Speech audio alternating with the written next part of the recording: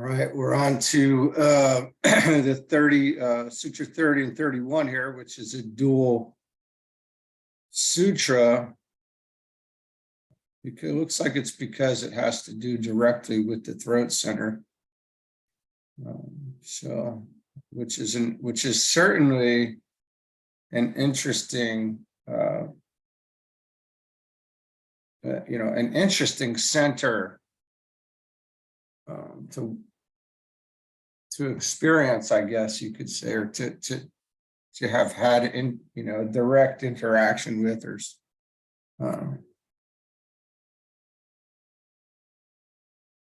to have a sense of what is actually going on there is pretty intense. But I'm looking forward to seeing what comes of this. I'd like to hear much more about it. All right, so by fixing the attention upon the throat center, the cessation of hunger and thirst will ensue. By fixing the attention upon the tube or nerve below the throat center, equilibrium is achieved. It should be remembered that all the sutras would deal with psychic powers are capable of a lower and higher interpretation. Ah, yes. This is nowhere more apparent than in this sutra. Through an understanding of the nature of the throat center and a steady meditation upon it, the yogi can arrest the pangs of hunger and of thirst, and thus do without food indefinitely, whilst through directing energy to that point of the great nerve in the throat, which lies just below the throat center, found in the well or pit of the throat, he can achieve absolute immobility and rigidity of the human form.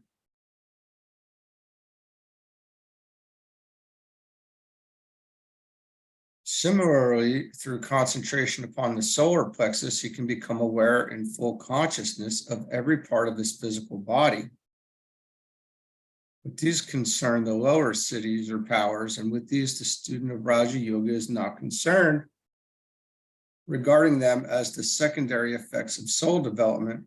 He knows them to be the results of the correct following of the 8 means of yoga, and therefore automatic and inevitable results. He knows too the dangers to the physical organism when their lower or physical aspect is emphasized.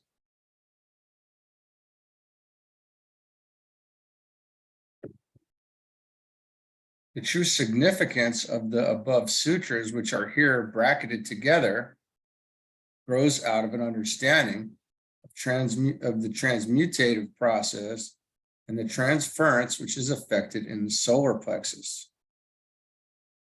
The energy of the sacral center, which feeds the generative organs, is in due course of time transferred into the throat center. The creative process is then carried on by thought, sound, and the spoken word. Hunger and thirst are the 2 aspects of desire, the one hunger being positive, masculine, and grasping, the other thirst being negative, feminine, and receptive. Those 2 words are but symbols of the 2 great impulses underlying the sex impulse. When these impulses are dominated and controlled, then the energy of the center lying behind the organs concerned can be carried upward to the throat, and hunger and thirst are arrested in the esoteric sense. It should be borne in mind here that these 2 words are the physical plane analogies to the great pairs of opposites which the yogi has to balance, and which he does balance when the solar plexus is performing its highest function. On the astral or desire plane, within the astral body of the aspirant, must this balancing process be wrought out to completion. This is the great battleground symbolized so beautifully for us in the human body and its 3 higher centers. its lower energy focal points, and that great middle center, the solar plexus, typifying the astral plane and its work. It will now be apparent why the two sutras are read as one, for they cover one completed work.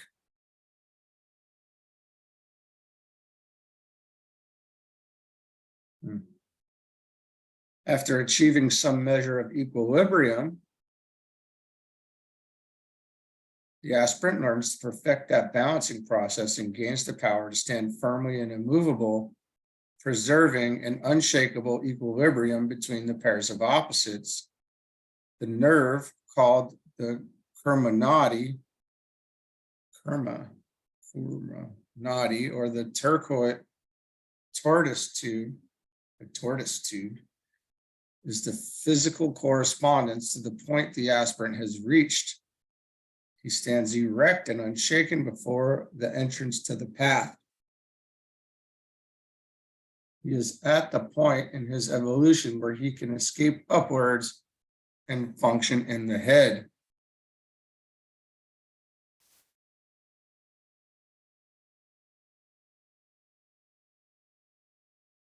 The tortoise has, from the earliest ages, been the symbol of the slow creative process and of the long evolutionary road traveled by the spirit. Hence the appropriateness of this term as applied to what is considered the lowest of the three major centers, and the one which represents the creator or Brahma aspect of divinity of God, the Holy Ghost, with his function as the energizer of matter or body.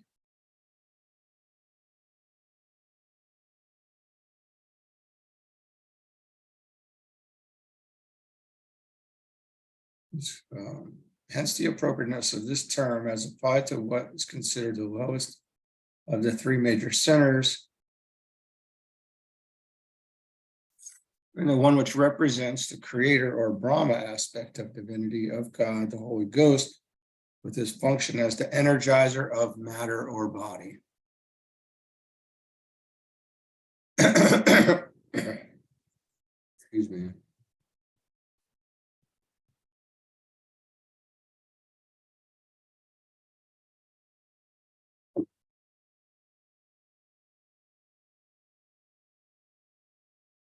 Yeah, this stuff is thought provoking, and it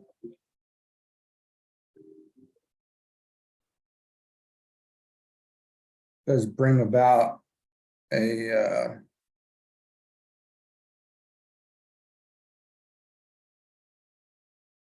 desire to contemplate on some of these things. This is pretty deep stuff. I was saying, the throat is where we can trace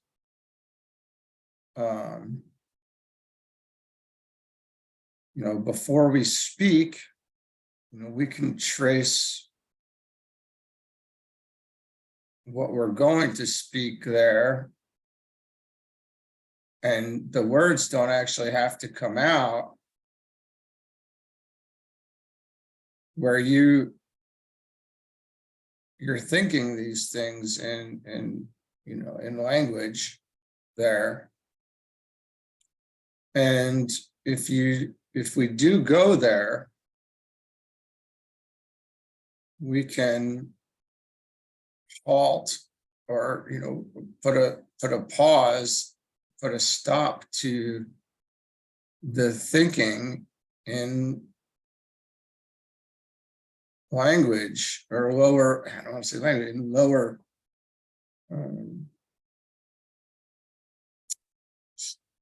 lower thoughts, even maybe.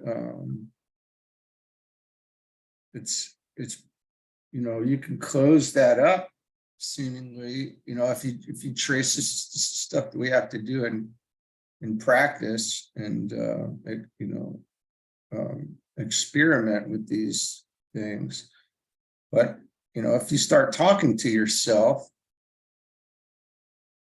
and then really trace to where it's coming, maybe talk out loud, and then and then talk to yourself in your head, and you can trace this to your throat,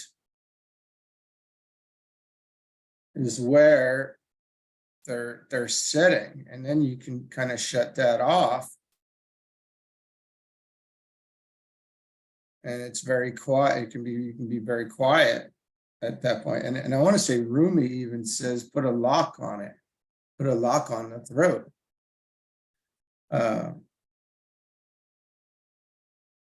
It's interesting for sure. Now this is this is quite different. This is what we just talked through here, talking about the cessation of hunger and thirst.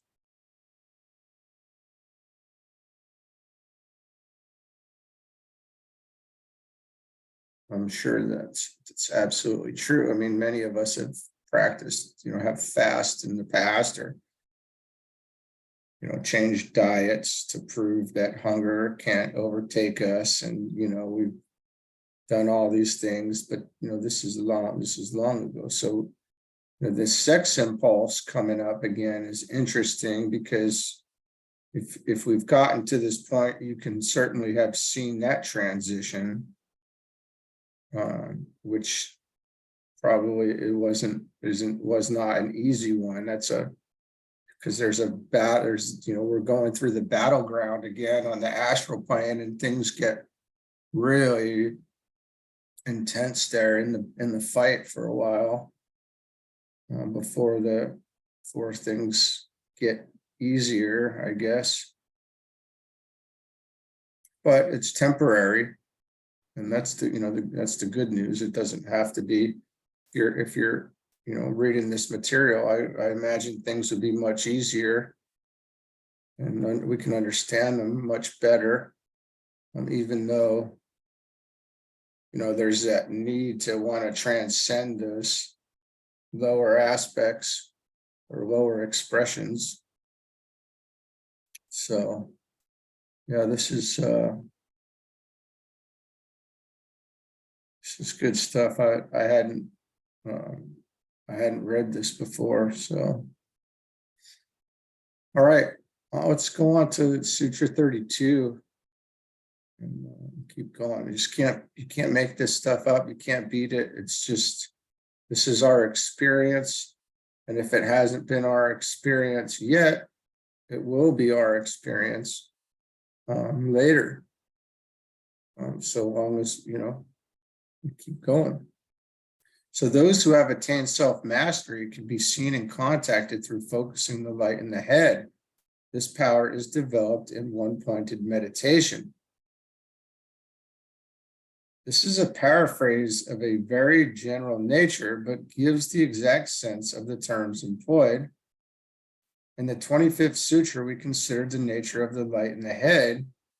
Here it might briefly be stated that when the aspirant is aware of the light in the head, he can utilize it at will, turning its radiance upon all that he seeks to know. Time comes when he can not only turn it outward onto the field of knowledge wherein he functions in the three worlds, but can turn it inward and direct it upward into those realms wherein the saints of God, the great cloud of witnesses, walk. He can, therefore, through its medium, become aware of the world of masters, adepts, and initiates, and thus contact them in full waking consciousness, registering those contacts with his physical brain apparatus.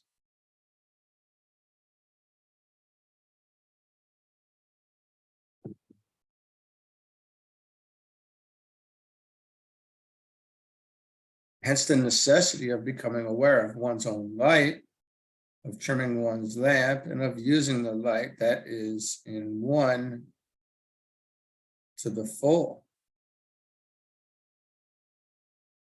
By use and care, the power of the spiritual light grows and waxes and develops a dual function. The aspirant becomes a light or lamp set in a dark place and illumines the way for others. Only thus, hold on one second, sorry.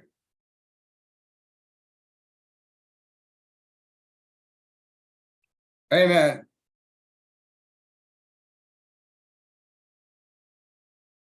Sorry about that.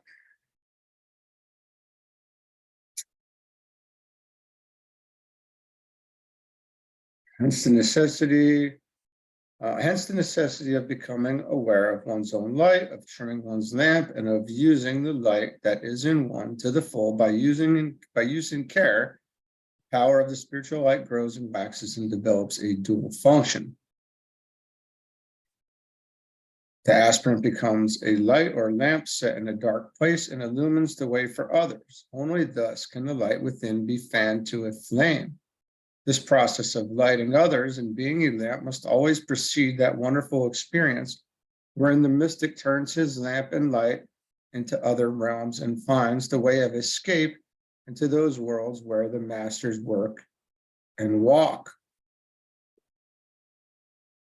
So that is rather significant there, just so we know the aspirant becomes a light or lamp set in a dark place and illumines the way for others.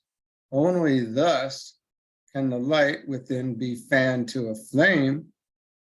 This process of lighting others and being a lamp must always precede that wonderful experience wherein the mystic turns his lamp and light into other realms and finds the way of escape into those worlds where the masters work and walk. That is seriously, that's not saying, this isn't saying that this is for some of us. That's not saying this experiences may vary here. This is saying that this is the way. It must always precede that walking into those worlds. We must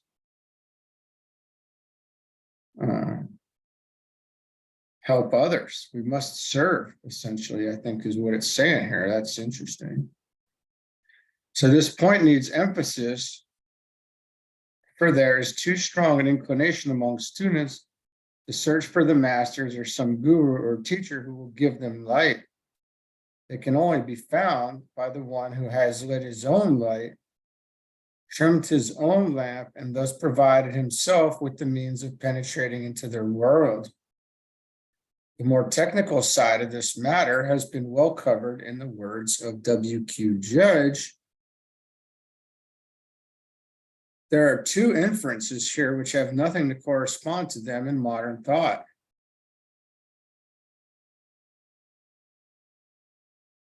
One is that there is a light in the head, and the other that there are divine beings who may be seen by those who thus concentrate upon the light in the head.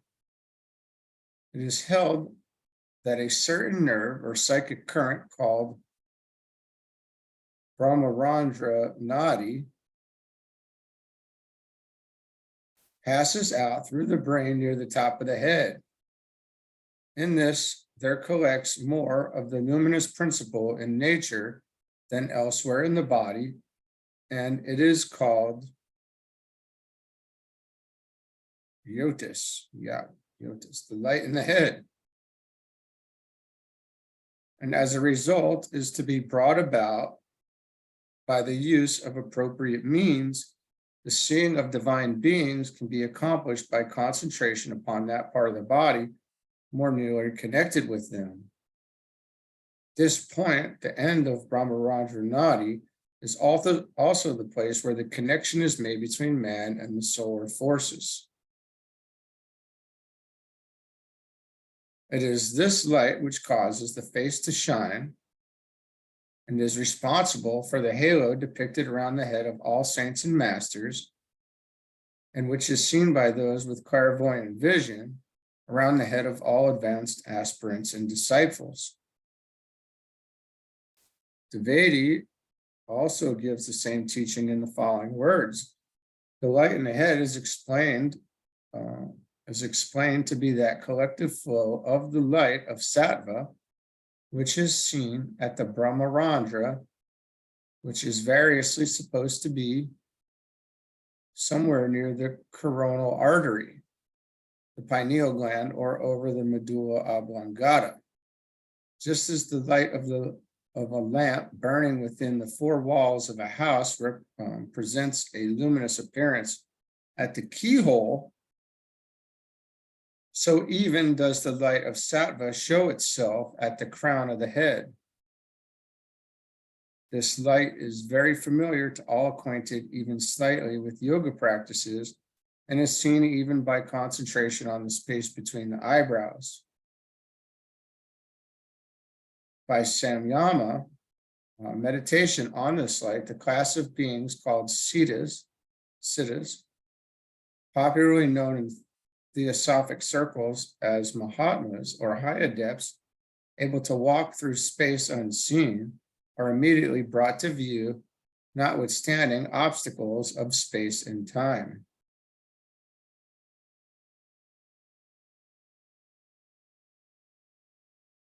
Well, friends, I think we're receiving some serious training right now. Some serious foundational knowledge that is going to come in handy, to say the very least. That's not probably a good way to put that, that will get used at some point.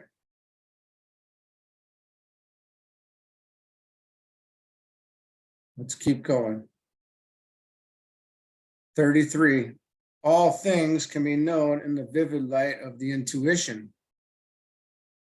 There are three aspects of knowledge associated with the light in the head.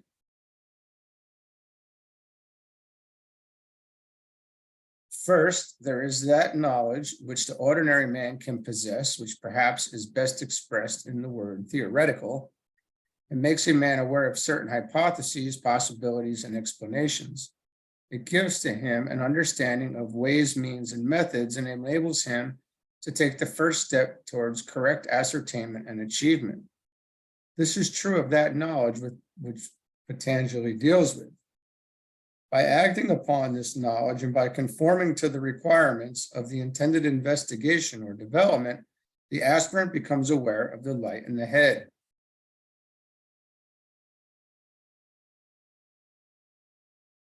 Secondly, discriminative knowledge is the next type utilized by the aspirant. The light, having been contacted, is used, and the result is that the pairs of opposites become apparent. Duality is known, and the question of choice comes in. The light of God is cast upon either side of the razor-edged path the aspirant is endeavoring to tread. And at the first, this noble middle path is not so apparent as that which lies on either side. By the addition of dispassion or non-attachment to discriminative knowledge, hindrances are worn away, the veil which hides the light becomes increasingly thin until eventually the third or highest light is touched.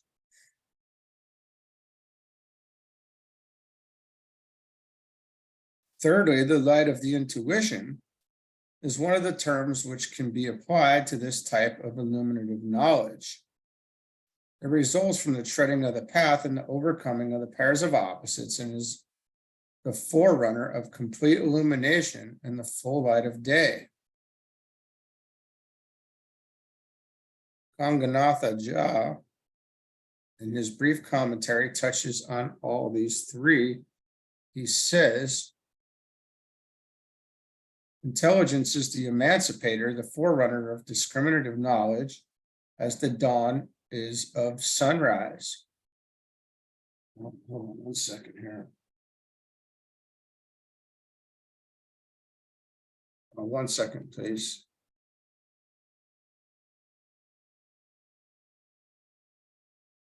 All right, sorry again, I got getting calls from numbers that I generally am supposed to answer or need to answer.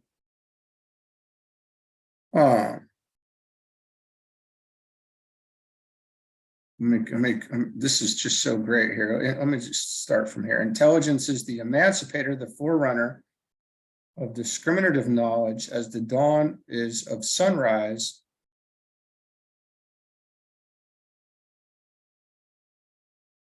On the production of intuitional insight, the yogi comes to know everything. And this, this being intuition here, so you can see that this is a very high level. This is the place of the fourth initiation here, which is also known as the crucifixion. It's the dissipation of the causal body. But at this point, we're reaching and touching the intuition. And,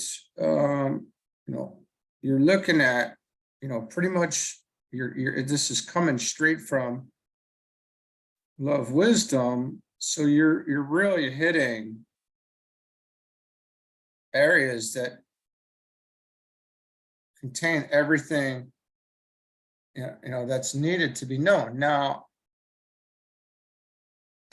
we should add,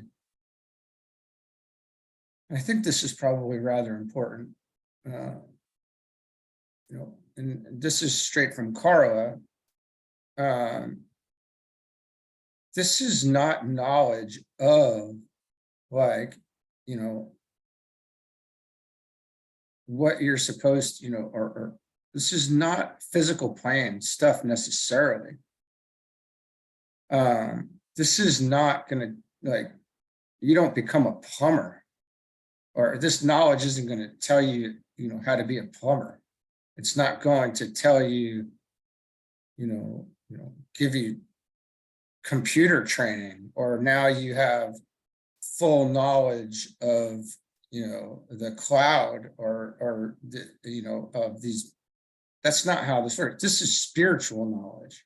This is of the real world, not of not of Maya. This is not include that.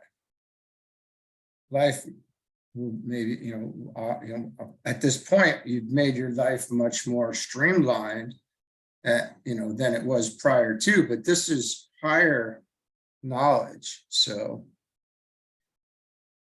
this is coming from on high, right? You could say.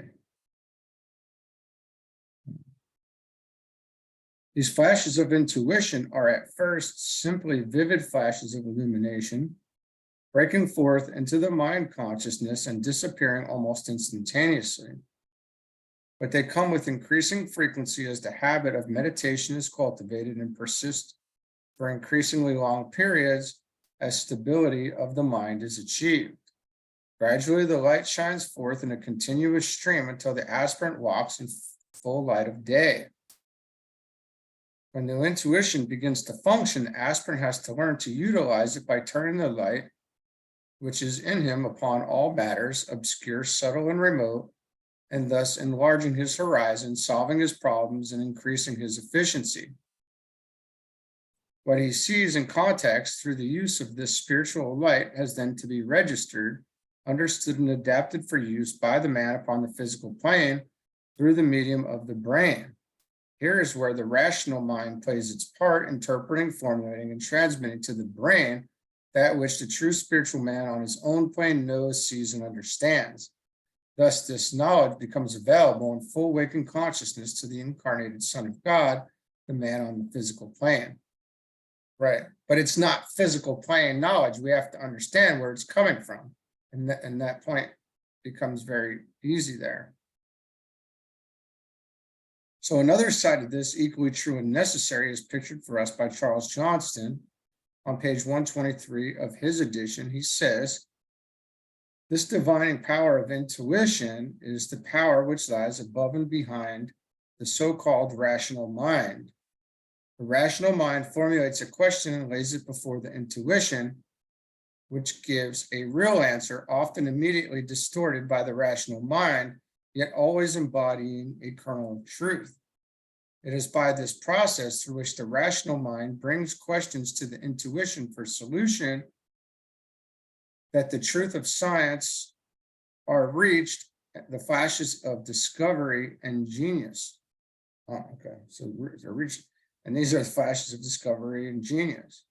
But this higher power need not work in subordination to the so-called rational mind, It may act directly as full illumination, the vision and the faculty divine.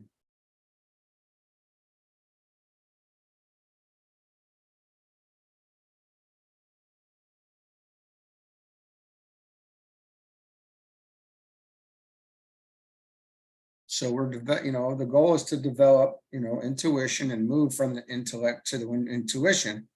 And there is, there's a book, a blue book by Alice Bailey called From Intellect to Intuition. And maybe we will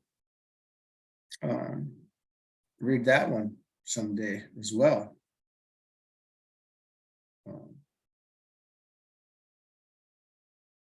Let's keep going.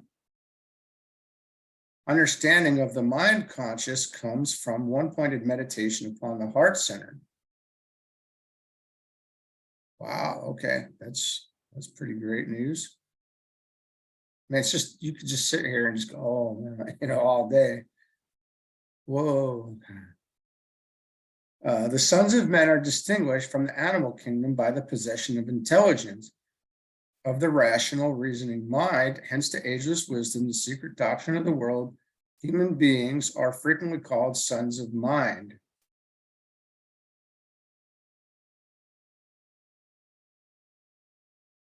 Which makes perfect sense, right? Mind being here, this being the lower three worlds. It is this which gives them their sense of individuality, of their separate identity. It is this which makes them egos.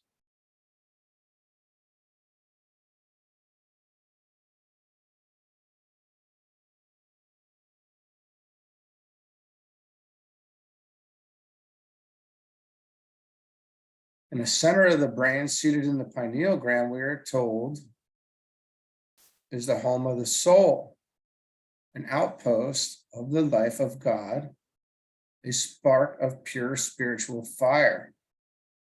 This is the lowest point which pure spiritual life, directed from the monad, our Father in heaven, contacts or reaches. It is the termination of the sutratma or thread which links and connects the various sheets and passes from the monad on its own high plane via the soul body on the higher levels of the mental plane down into the physical vehicle. This life of God is triple and combines the energy of the Father, the Son, and the Holy Ghost, and is therefore responsible for the full functioning of all the parts of man's nature on all planes and for all states of consciousness. One strand of this triple thread or path, the first, is the giver of life, of spirit, of energy. Another, the second, is responsible for the consciousness or intelligence aspect, for the power of the spirit to respond to contact and to evolve response. And the third concerns the life of the matter or the body aspect, which is what we have these three, the triplicity, the trinity that we're talking about here. The first aspect via the monad reaches to the pineal gland to the point where spirit resides in man. The second, or consciousness aspect via the ego,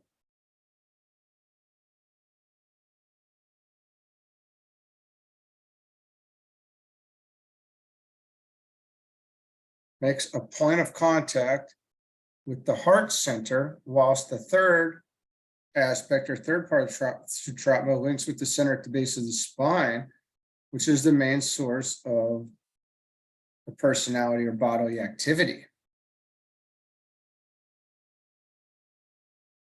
So you can see it's coming, it's like coming down, right? So it's like, it's this coming down. It's so wild.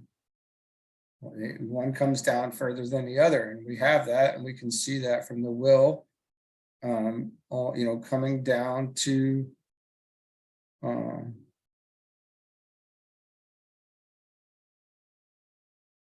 where the soul resides. The second coming down to further to the heart. And the third coming all the way down, coming down into the center at the base of the spine, which we know is the root chakra, which is the main source of the personality or bodily activity. And that's also where it said that Kundalini is stored up, right? So through concentration, therefore, on the light in the head, knowledge of the spiritual worlds and of those pure spirits who work and walk in them is achieved, for Atma or spirit shines there. Through concentration, therefore, on the light in the head, knowledge of the spiritual worlds and of those pure spirits who work and walk in them is achieved, for Atma or spirit shines there.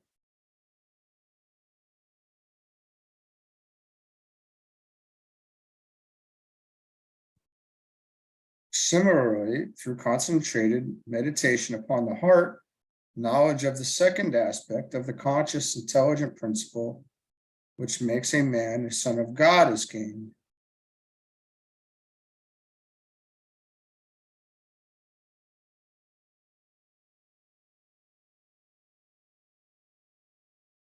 Through the development of the head and the use of the head center, the will is brought into functioning activity.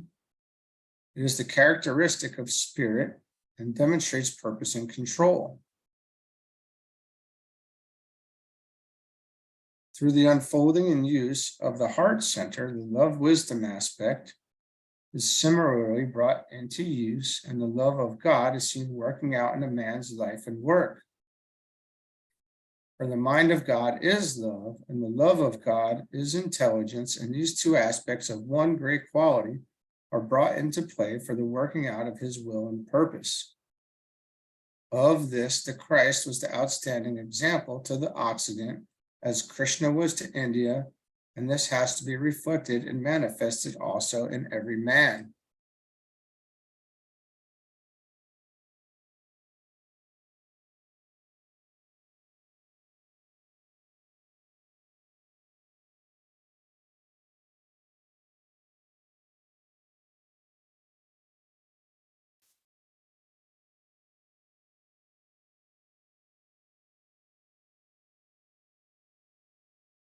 I think we do 35. Let's do it.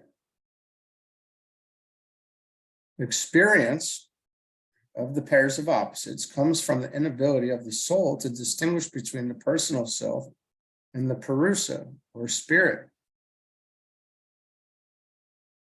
Experience comes from the inability of the soul to distinguish between the personal self and spirit, and the spirit. The objective forms exist for the use and experience of the spiritual man. By meditation upon this arises the intuitive perception of the spiritual nature. Well, this is Advaita Vedanta right here. If you ask me, this is inquiry. And this is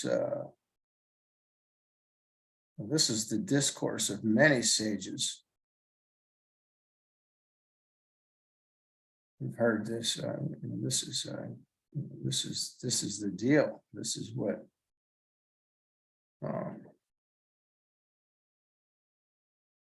comes. This is what comes out of India big time, right? And all, non-duality stuff.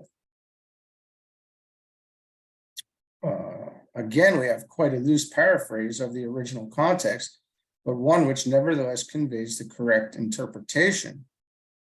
We have seen in the preceding sutras that the narrow path to be trodden between the pairs of opposites through the practice of discrimination and dispassion is the path of equilibrium, of balance, the noble middle path.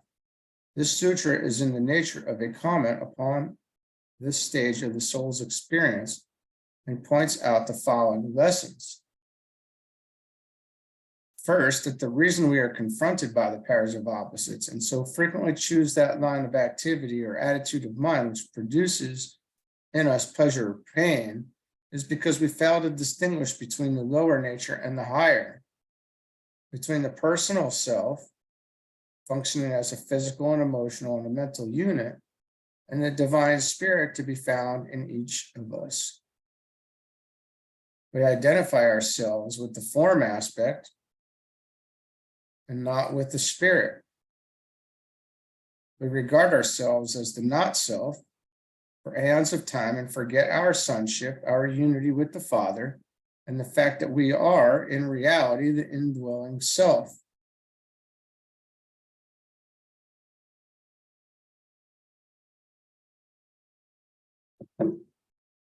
Self being another word for Atma, right?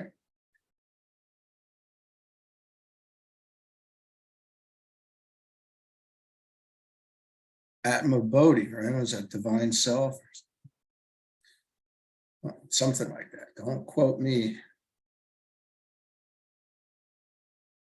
Second, the purpose of form is simply to enable the self to contact worlds otherwise closed to it, to develop full awareness in all parts of the Father's kingdom, and thus demonstrate as a fully conscious Son of God.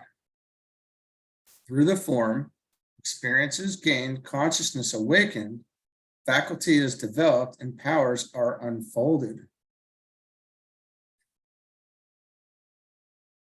Third, that as this fact is grasped intellectually and meditated upon interiorly, awareness of one's identity with the spiritual nature and one's distinction from the form is developed. One knows oneself in truth to be not the form, but the indweller, not the material self, but the spiritual, not the differentiated aspect, but the one alone, and thus the great process of liberation is carried forward. One becomes what one is, and one accomplishes this through meditation on the intelligent soul, the middle aspect, the Christ principle, which links the Father, Spirit, and the Mother, matter. And now we're talking about here the fourth, or the Buddhic plane.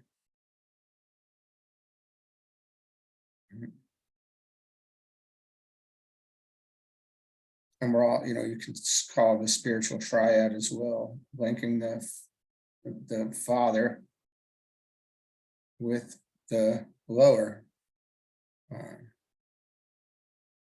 Mother, Father, Mother, and then here's the interior, the link.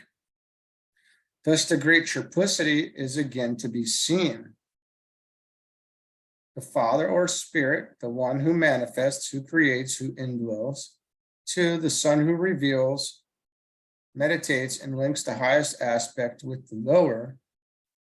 And 3, the Holy Ghost overshadowing the Mother, intelligent material substance, providing the forms through which experience and development are gained. And this is the intelligent activity aspect here. And this is the Son aspect, who meditates and links the highest aspects with the lower, the consciousness aspect. And then there's the Father who manifests, creates, who indwells. The one who experiences, who incarnates, and who achieves divine expression through the medium of form is the soul, the self, the spiritual conscious man, the Christ within.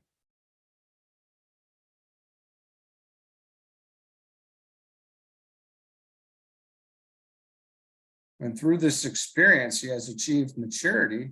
He reveals the Father or Spirit, and so fulfills the words of Christ when he said, in reply to Philip's question, Lord, show us the Father. He said, he hath seen me. He that hath seen me hath seen the Father. And he also said, I and the Father are one.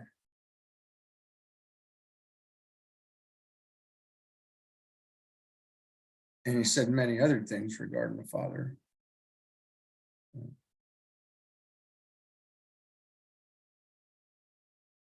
Let's do it. Let's do 36. As a result of this experience and meditation, the higher hearing, touch, sight, taste, and smell are developed, producing intuitional knowledge.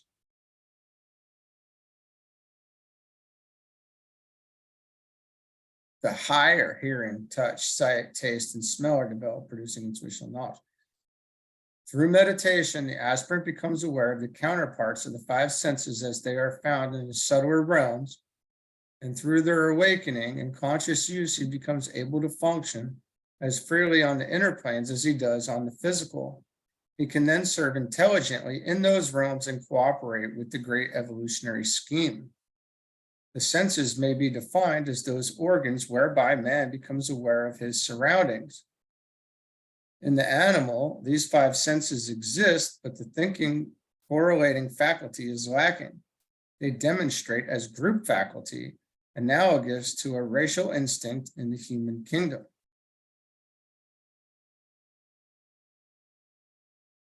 Each of these five senses has a definite connection with one or other of the seven planes of manifestation and has also a correspondence on all planes. Now,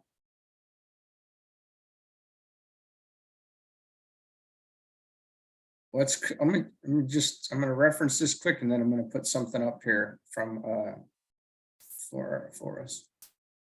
So the physical plane, hearing, astral, touch or feeling, mental, sight, Buddhic, taste, atmic, smell, and these things are essentially becoming more and more etheric. So hold on one second. I'll be right back.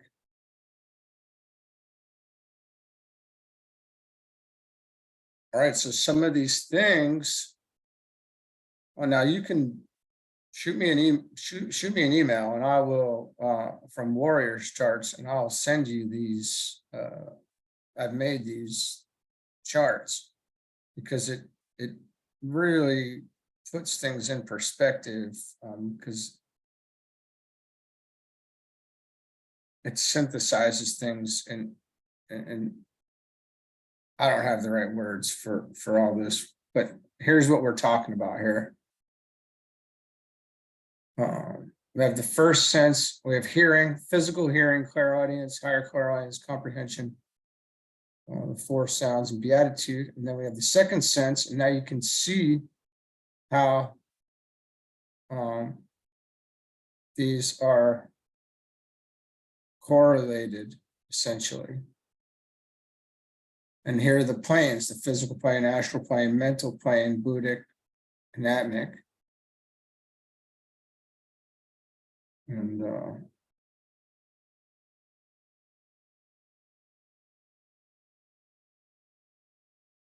you can't, this stuff is it's really incredible. Right, hold on one second. I'll be right back. Let me see if I can show you one more thing here.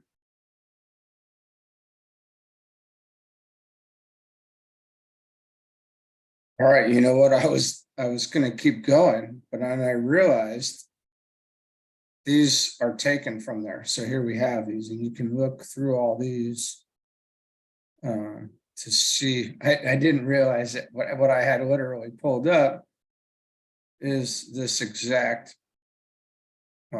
this exact stuff. And I put that chart together, so if anybody wants it, again, you can.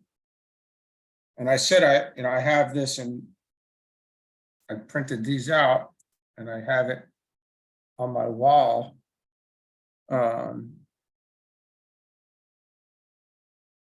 had it printed at Staples onto the poster board, and I sit and can kind of put together what I read for the day and put it where it goes, or I can follow along. I can meditate, on that, and the symbols of the drawing and whatnot. It's incredible having many good words. I'm at a loss for words the last bit here. The more we read, the more we know that we don't know anything. Right? And that's apparently that's a good thing, to know that we don't know anything, and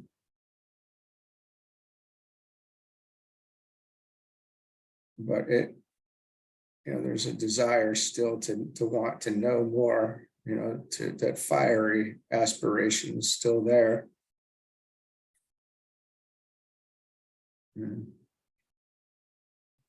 there's a desire to want to know something, anything, which is silly because, we know. We know this isn't what we're told. So that's good enough. All right. I think let's keep it there for today. We did 30 through 36. I'll get these posted and we'll keep going. But you guys have a good day and we'll get back at it again tomorrow.